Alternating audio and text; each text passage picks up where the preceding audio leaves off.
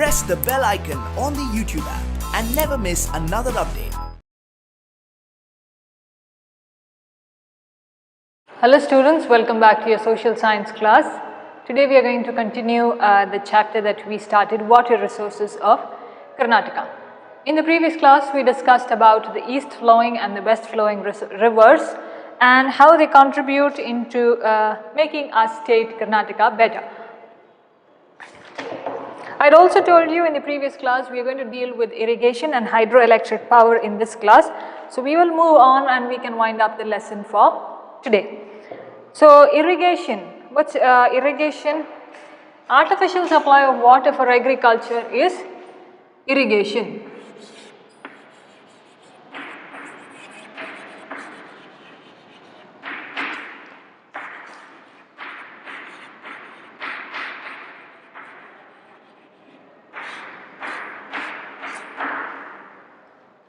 What is irrigation? You are using artificial means for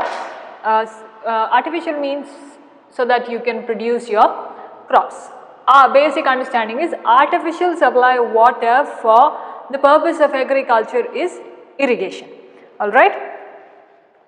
Now,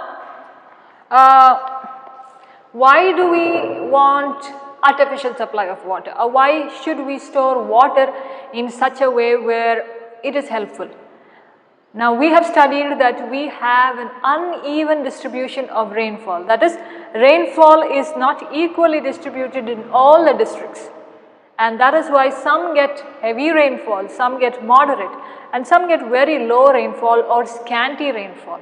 Certain areas are very dry and that time you will have to look out for other means or other ways to store water or to pump out water from the underground.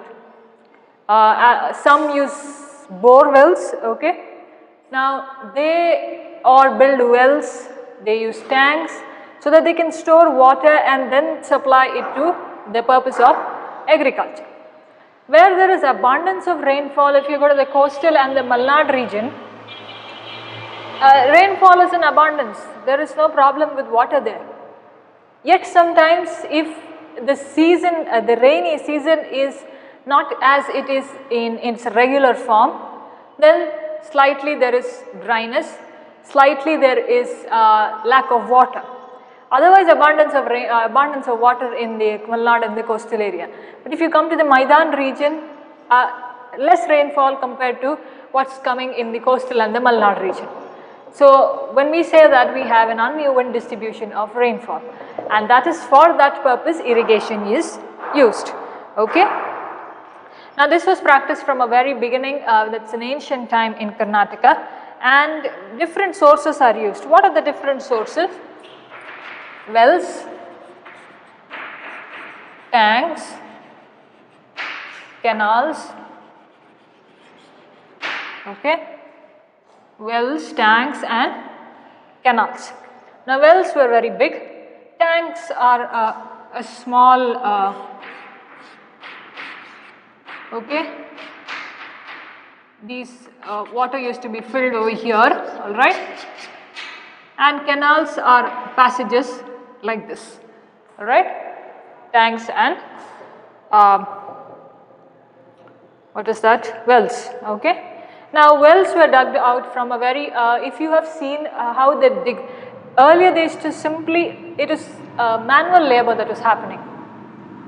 Now that you have machines and other things, but earlier man used to dig that whole well and dig it out till he found streams of water flowing into a larger body. So this practice of constructing these canals, okay, it was basically started for farming, okay. Now they began extracting water from the rivers, alright. That is to take water from the rivers. Now if there is a river flowing over here, okay, water is, the passage of water is taken in such a way that it passes through the canal and that is used for farming, alright. Now these tanks, if you go to villages, where it's still prominent. You can see the tanks, okay. Center of a village there is a tank where all people can use water from that tank. Now this was also started. Now major example of the tank is Shanti Sagar or Sulekere in Davangere. Shanti Sagar, okay.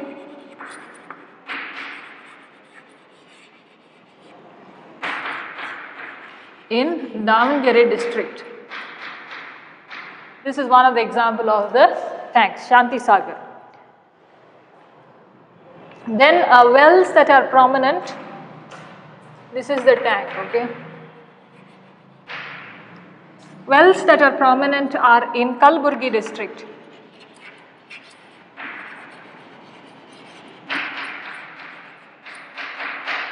Okay, they were prominent from the 11th century.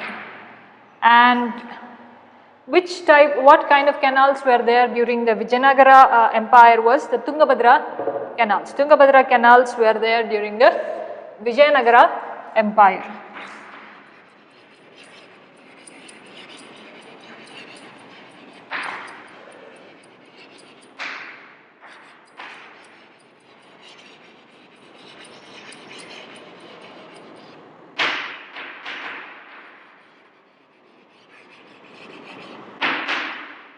Alright. Then Vanivila Sagar and Krishna Raja Sagara Dam was constructed by the Mysore kings, and that has given us a large impact for the development of irrigation. That is, they have shown us a way of how we can make use of other methods in order to do agriculture. Now in the present times, where do we extract water from is from river and underground. Underground water and river water is used as a purpose of irrigation. How much of cultivable land, that is land that can be used for cultivation? 26.2%.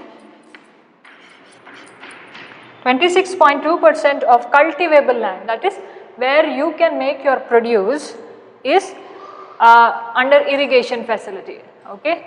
26.2% of land that can be used for cultivation is used for the purpose of irrigation.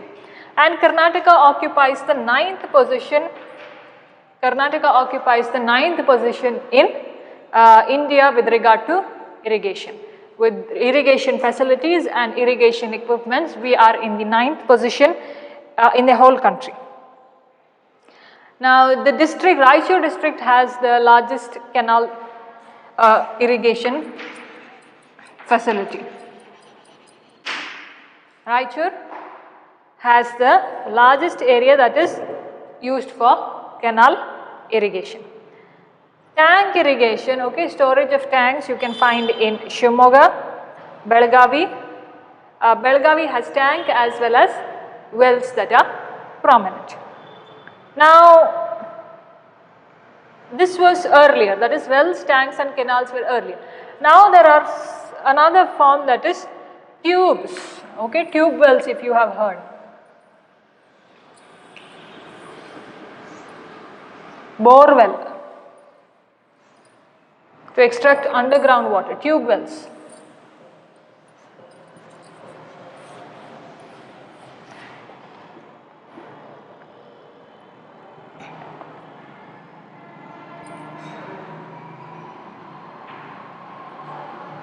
Now this is the land over here, okay. Deep down there is water that is present. A big tube is pushed down inside so that it extracts water, and it is pumped out. When it's pumped out, the water flows upwards, okay. That's borewell, tube well is borewell. Pumped out, and then for your purposes you use water over here, alright. Tube wells, tubes are inserted, and that's how you push water with that energy, and with the force the water is up and you use the water. This is used in the present times. land that is used under irrigation, Belagavi takes the first position. Who takes? Belagavi. Belagavi takes the first position in land that is used for irrigation, and Kodagu takes the last position.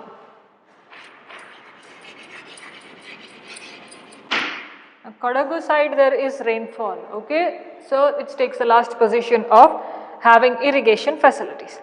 Now, main canal irrigation projects in our Karnataka are Krishna Raja Sagara, Tungabhadra, Hemavati, Kabini, Harangi, Vanivilas Sagar, Upper Krishna, Almaty, Narayanpura, Malaprabha, Karanja, Bennetore, Hipparagi Barrage, okay, and Bhadra projects. So, you may remember one or two names that are important. You can remember Tungabhadra and Krishna Raja Sagara, okay, very easy to remember, or whichever you find easy to remember, okay. Next we will move on to hydroelectric power.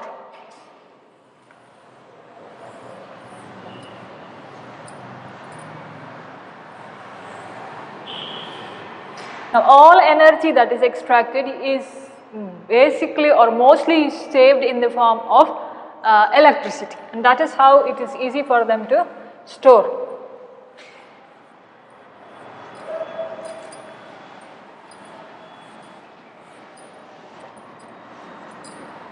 Hydroelectric power, that is, you generate electricity from water, hydroelectric power.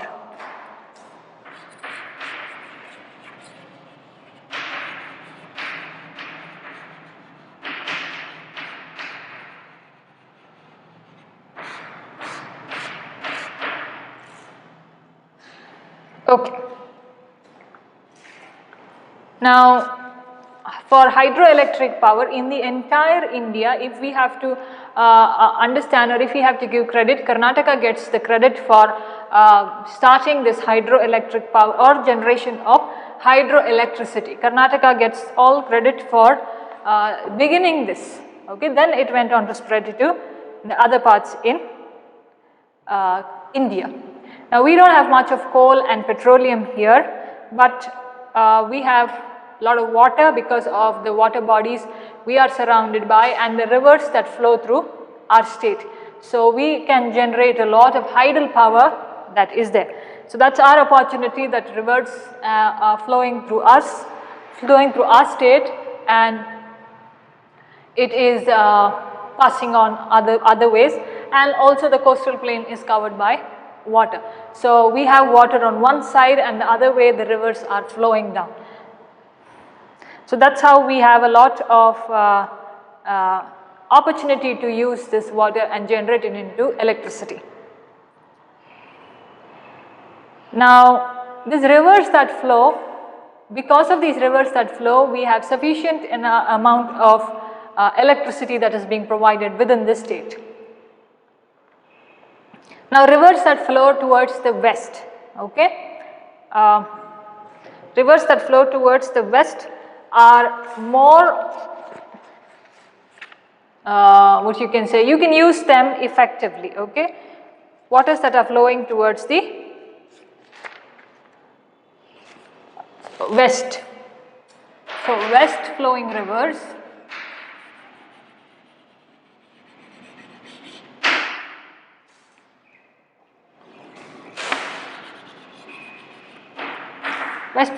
are very important in this kind of generation. Just look at the map there, okay, just give me a second.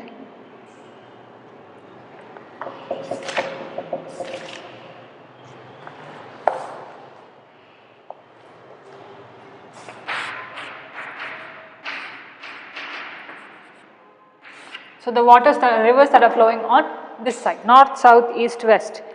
So, look at the map there, and we studied about the west flowing rivers in the previous class. Which are they? Sharavati, Kali, Gangavali, Netravati, Varahi, Agnashayini, okay.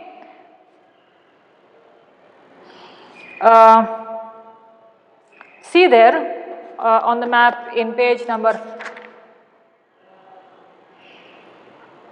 106, okay, 106. There are the rivers there, which is going from, it's beginning from there, Kali, Sharavati, Goa. Can you see Goa? Okay, then Sharavati, it's coming towards Mangalore, Netravati, and it's going towards. So these west flowing rivers are used for generation of hydel power. Now hydroelectric power station is at Shivana Samudra.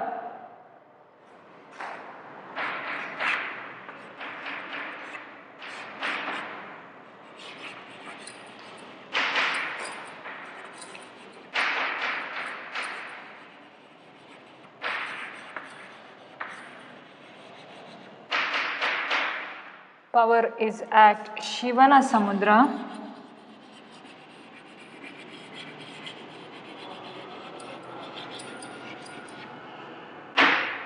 Okay. This was established in 1902 to supply power to the Kolar gold mines.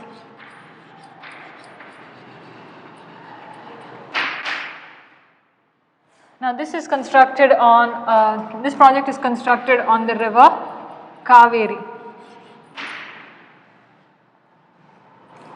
Shivana Samudra was a hydroelectric power station, okay, established in 1902 to supply power to the Kolar gold mines. Now this is constructed on river Kaveri.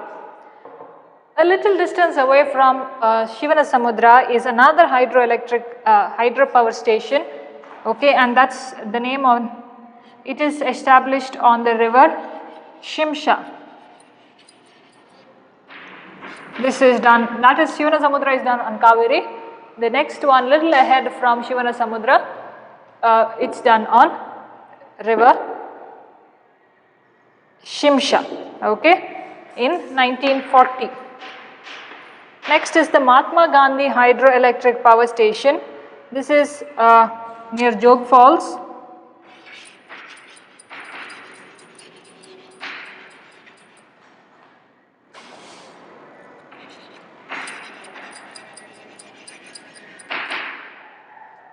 This is in 1947 near Jog Falls on Sharavati River.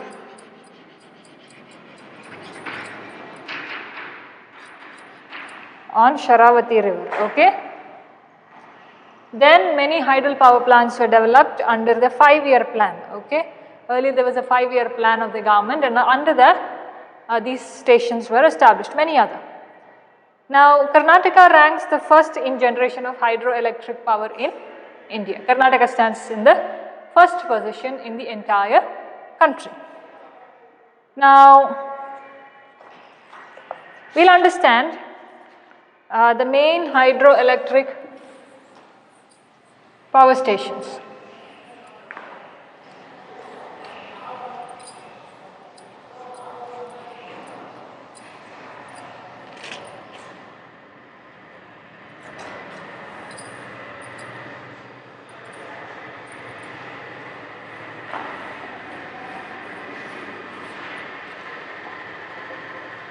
Okay.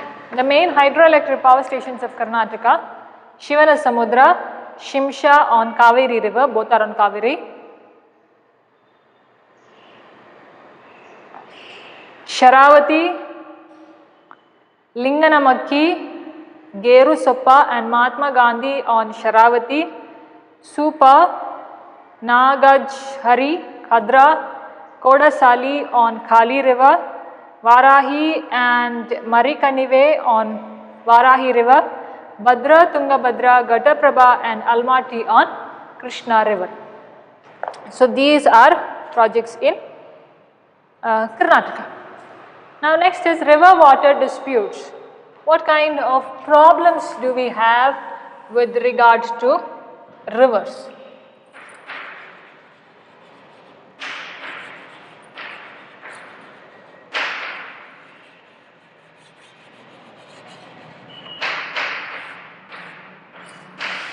River water disputes. Disputes are problems. difficulties, challenges that we have. Now what is the main problem is our rivers don't have boundaries, and that is why they don't stick saying that, okay, I have to flow only in Karnataka, I cannot go beyond Karnataka, not like that. So our rivers are flowing, it flows from one state to the another. So who has to keep how much of the water that is flowing is a problem. Because the rivers are not saying, okay, I am only going to Maharashtra, I am only going to Tamil Nadu, I am only going to Karnataka. No, not like that. But they are flowing as they are coming from the top. They go like this, they go like this, whichever way they take.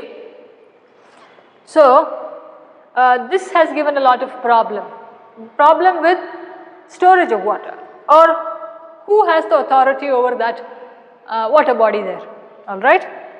Now there was a dispute of Kaveri water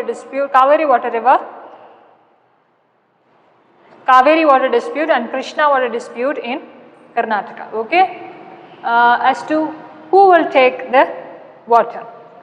Now because Kaveri is spread from Karnataka, Tamil Nadu, Kerala and Puducherry, this water dispute was there between Karnataka and Tamil Nadu. Now this is a very long old story of Karnataka and Tamil Nadu, but it is giving a problem even today. Okay, who is in authority of river Kaveri? Flowing from Karnataka to Tamil Nadu, flowing on both these states, Tamil Nadu and Karnataka are fighting for Kaveri, and you may have heard certain protests and other aspects and disputes were happening, save Kaveri, and we have the authority over it. Okay, so certain protests were happening even today, it's happening even today. Now this river Krishna, it flows also from Maharashtra, Karnataka, Andhra Pradesh. So Maharashtra, Karnataka and Andhra Pradesh get water from river Krishna. So there is also a dispute as to who is going to take it. Maharashtra is going to take it, Andhra Pradesh is going to take it, or Karnataka is going to take it, alright. So this is what we had to discuss in this lesson. Now see, it is not a difficult lesson, okay, it is not a difficult lesson. I know I have not written certain things on the board because it's there in the text, you can follow your copies. Now I have told you how to divide, to write the rivers of Karnataka, east flowing and the west flowing rivers. You can write that with the divisions that are there. When you come to irrigation in Karnataka, divided it like this. First write, make a paragraph answer, okay, make a paragraph answer, and certain questions can be addressed. Now if they ask you only name the, what is that, canal irrigation projects. So one or two you can pick from that answer and write. Or if they ask you what is the meaning of irrigation, just pick that beginning. So how you will have to write it? I will just give you an idea how to do it. Okay, you must do it on your own because you are writing points. Okay, I am just giving you an idea how to do it. See, with irrigation, first we will see, I will just put it down for you, okay, if you want to take it down. Write irrigation. Now you should frame your notes or points in such a way that if there is any question posed to you, you should know the answer. So frame your notes very small in bits and bits, but it should have full meaning. For you, you should have full meaning and you should know what you have written where. So write irrigation on top, okay, irrigation in Karnataka. Then on the first heading write meaning. Underline it and elaborate what is meant by irrigation, okay. Then types, what are the types? Well, canal and tanks. Blank, only one word you will have to write, one word each, okay. Don't write it in sentences, points, you are making points, you are not writing the whole text. This is done for your reference, okay. Third one, okay, third one you write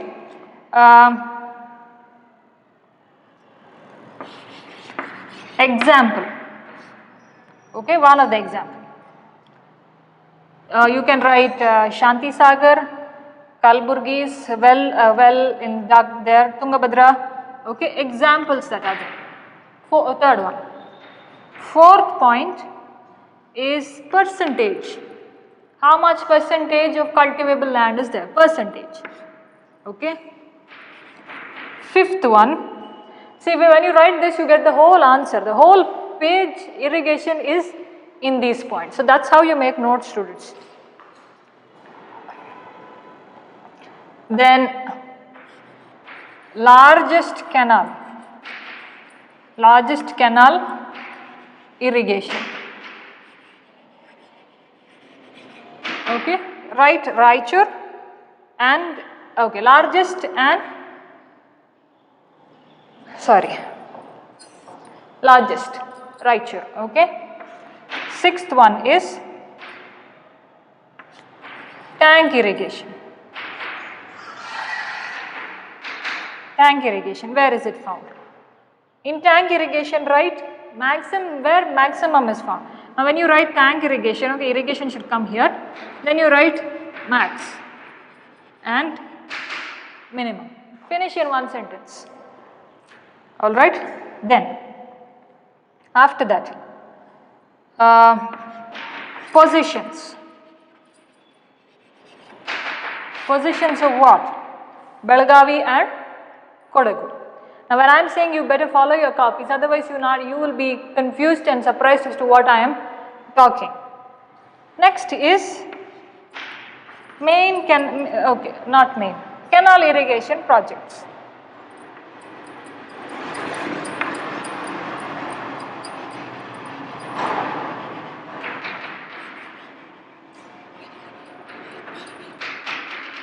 Canal irrigation projects. With this all your whole answer of irrigation is O. So you will have to write the meaning. What is the meaning? Artificial supply of water. Types is wells, canals, tanks. Okay, now present is tubes. Example is Shanti Sagar, Kalburgi, okay, Tungabhadra, Vani Vilas Sagar. Okay, write that. How much percentage? 26.2%. Which is the largest canal irrigation that is there? That is in Raichur district. Tank irrigation maximum is in Shimoga, minimum is in, just a second. Okay, just a second students. Tank irrigation maximum is in Shimoga.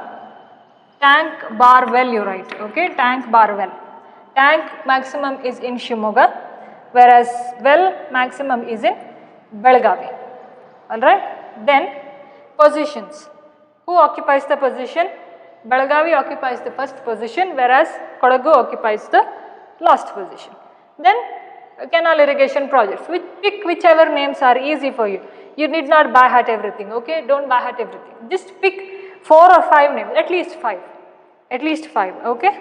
If you can remember Krishna Rajasagar, Tungabhadra, Hemavati, okay, Malaprabha, Almaty or Upper Krishna. Remember this. Krishna Rajasagar, Upper Krishna. Then Bhadra projects, okay, connect the words and remember them. So this is irrigation. Now I'll tell you hydroelectricity power. So with this, all these points, you finish the entire page of your notes. And keep that for reference, don't throw it once you write. Okay, now we'll see hydroelectric power, how to write hydroelectric power.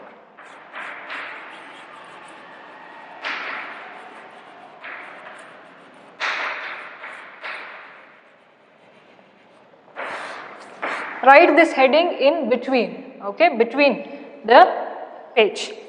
Now,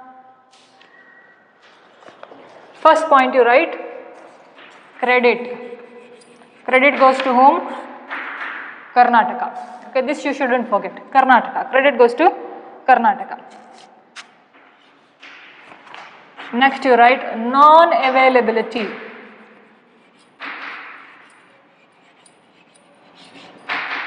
That is what we don't have, coal and petroleum. Okay. Now rivers suitable. Which rivers are suitable? West flowing rivers. Okay. Then write a name of 2-3 west flowing rivers so that you can finish in this statement itself. Then next is hydroelectric power station. Write Shivana Samudra, then write, see, hydroelectric power station, write Shivana Samudra, on which river it is, where is it established. Now I will tell you how to write it. Write Shivana Samudra.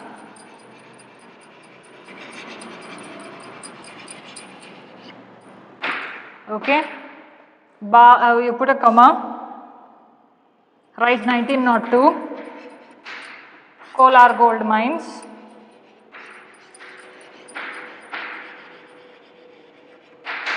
comma, Kaveri. So what you remember here, Shivana Samudra is the name of the hydroelectric power established in 1902 for the purpose to supply water to Kolar gold mines, and water is extracted from Kaveri. Easy? This is how you do it, okay? Similarly, write for the next one, a little ahead of Shivana Samudra, it also takes water from Kaveri. Then write Mahatma Gandhi and Jog Falls and other things. Then fifth point is important hydroelectric power stations. At least remember 4 of them, okay? 4 to 5 of them. Write it as 1, 2, 3, okay? This will be easy for you. Then river water dispute, there is nothing, just you have to remember is Krishna and Kaveri. Krishna is moving from Maharashtra, Karnataka, Andhra Pradesh. Kaveri is moving from Tamil Nadu, Kerala, Puducherry and Karnataka. This is river water dispute. With regard to east flowing and west flowing rivers, I have told you how to make the columns. So with that you finish the whole lesson of water resources. Easy, right? This is how you make it. Now I have told you how to make it. I leave it to you. Okay, you must do it. I am not forcing you to, you must. Okay, I will not force you, you must. It's out of your interest. I have just given you a way to do it. Now if you do it, it will help you. If you can read the entire textbook, if you can, don't spend your time in by hearting the answers, okay. This is an easy way of remembering things. The more shorter the things, okay, more simplified way of things makes you easier to remember, okay. So this is all that I had to say, students. All these lessons, I have given it, maybe I have told you for 1 or 2 lessons now, recently, but experimented with all the lessons, okay. It may take you 1 whole day if you sit with one subject for all the lessons that we have finished, or 1 or 2 days. But the 2 days that you spend, you will thank those 2 days when your final exam is approaching, okay. So 2 days of hard work will give you success there. So if you want there, that day has to come and that day has to be happy, you have to sacrifice first 2 days over here. Your hard work should be put over here in these 2 days. Sacrifice 1 or 2 days to write it neatly, to make your own points and keep. Side by side you will have your notes. So reference is there, textbook is there. So you have a lot of material now. But which is the best material, do you know? Which points you have made. The points you have made is the best material, because it is an understanding of your understanding, okay. It is an understanding of the concepts that you have understood. So this is the way I have just told you. You may take it or leave it. I leave it to you, okay. Thank you very much, students, for listening.